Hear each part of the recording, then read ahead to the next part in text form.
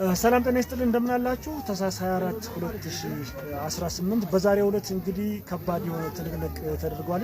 እንግዲህ ከጠዋት ጀምሮ የአብይ አህመድ ሰራዊት ጮቄ ለመውረር በከፍተኛ ሁኔታ በድሮን ሁለት ድሮን በመታገዝ ሰፊ የሆነ ቅኝት ሲያደርግ ቆይቷል። ነገር ግን ንስሮቹ በዚህ መቆም አልቻሉም።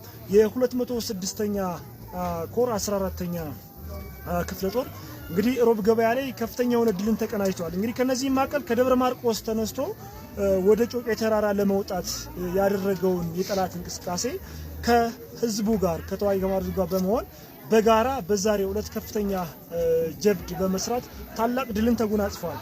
እንግዲህ ከነዚህ ማቀል የአረመኔው ሰራዊት የ206ኛ ኮር አንድ ዲሽቃ 4 ብሬን እና 1 ሞርተር መማረክ የቻሉ ሲሆን ሌላኛው ደግሞ የ109ኛ ኮር ከዚህ ጎን ለጎን አብሮ ቅንጅት በመፍጠር የአንድ ዲሽቃ ባለቤት ሆኗል።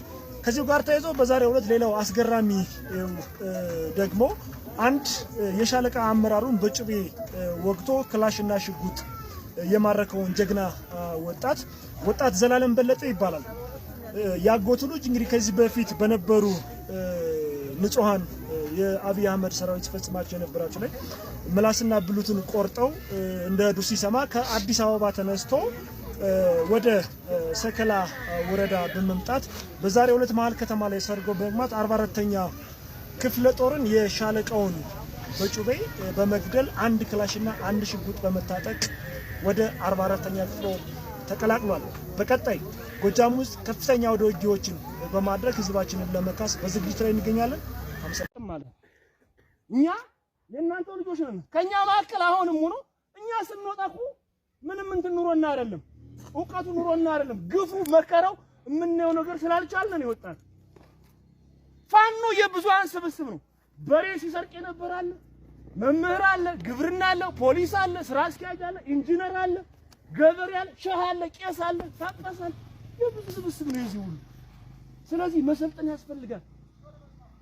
በዓለም አቀፍ ታሪክ በምስራቅ አፍሪካ እንቁ የሆነ እውቅና ያገኙ ፋኖ ነው። በአጭር ጊዜ ውስጥ 3 ዓመት ባልሞላ ውስጥ እንደዚህ የተደራጀ ጦር የትም ሀገር ላይ የለም፣ የትም ሀገር ላይ ማለት ነው።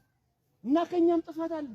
ዛሬ ጊዜው የኛ ስለሆነ ወቅቱ የኛ ስለሆነ ከዘረ ይዞ የ20 ዓመቱ እንደ የ60 የ70 ዓመቱን አመት አባት ሲመታው ታያለ። እውነት ነው፣ ጥፋት አለ። አላግባብ በየመሸታ ቤት ጠጥቶ ሞቅ ብሎ ምን ብሎ ምን አባህ እኔ እንደዚህ ስለሆንኩ ብሎ የሚተኩሳል።